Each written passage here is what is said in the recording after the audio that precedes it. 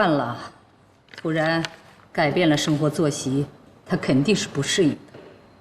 不过没事儿，过一段时间啊，他就习惯了。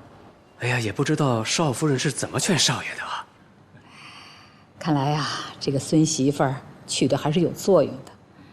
西城也不怎么出去了，小两口呢可以在家里多待待，让他们俩呀好好的培养培养感情。我呢，也可以早日啊抱上曾孙子了。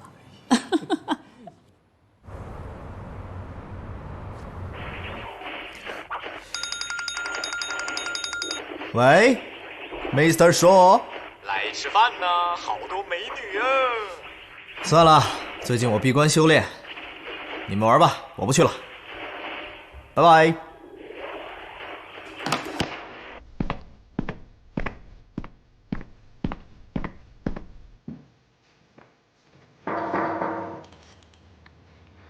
进来。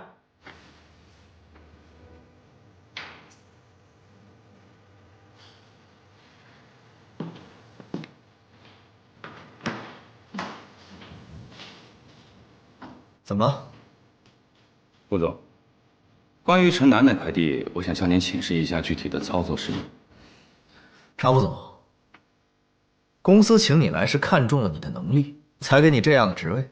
如果连这样的小事你都不能自己决定，还要来问我，那么我要考虑考虑，给你的这份酬劳值不值得了。我主要想问一下顾总的意见，毕竟李老他们都觉得这块地没什么发展。李老他们的意见不用管，城南这块地我很了解，是很有发展前景的，去搞定它。以后没什么事不要上来。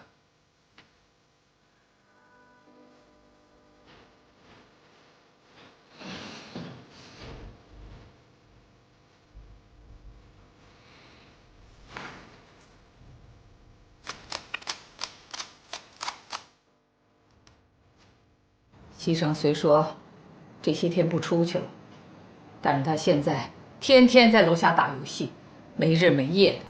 再这么下去啊，他的身体就要垮了。你身为他的妻子，你得管他呀。